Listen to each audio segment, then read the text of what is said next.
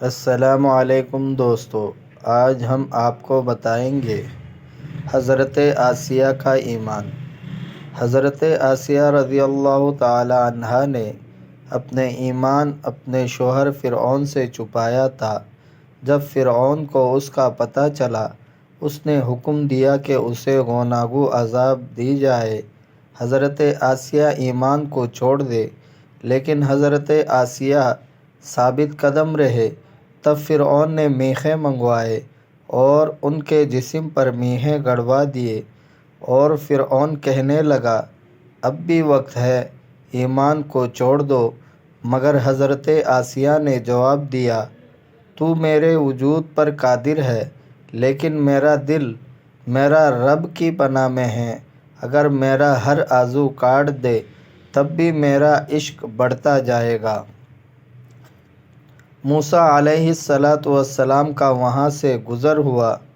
آسیہ نے موسیٰ علیہ السلام سے پوچھا، میرے رب مجھ سے راضی ہے یا نہیں؟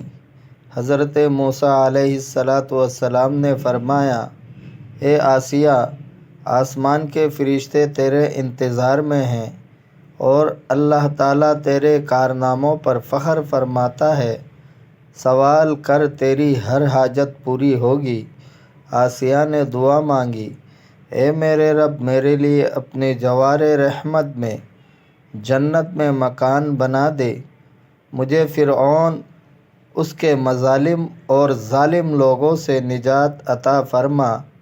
حضرت سلمان رضی اللہ تعالی عنہ کہتے ہیں، آسیہ کو دھوپ میں عذاب دیا جاتا تھا۔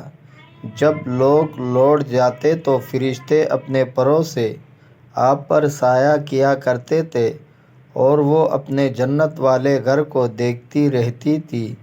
حضرت ابو ہریرہ رضی اللہ تعالی عنہ کہتے ہیں کہ جب فرعون نے حضرت آسیہ کو دھوپ میں لٹا کر 4 میخیں ان کے جسم میں گڑوائے اور ان کے سینے پر چکی کی پاٹ رکھ دیے گئے، تو حضرت آسیہ نے آسمان کی طرف نگاہ اٹھا کر عرض کی، اے میرے رب، میرے لیے اپنی جوار رحمت میں جنت میں مکان بنا۔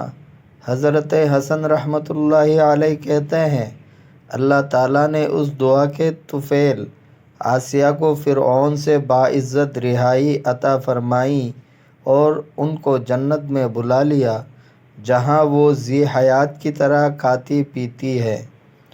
اس حکایت سے یہ بات واضح ہو گئی کہ مصائب اور تکلیف میں اللہ کی پناہ مانگنا، اس سے التجا کرنا اور رہائی کا سوال کرنا مومنین اور صالحین کا طریقہ ہے۔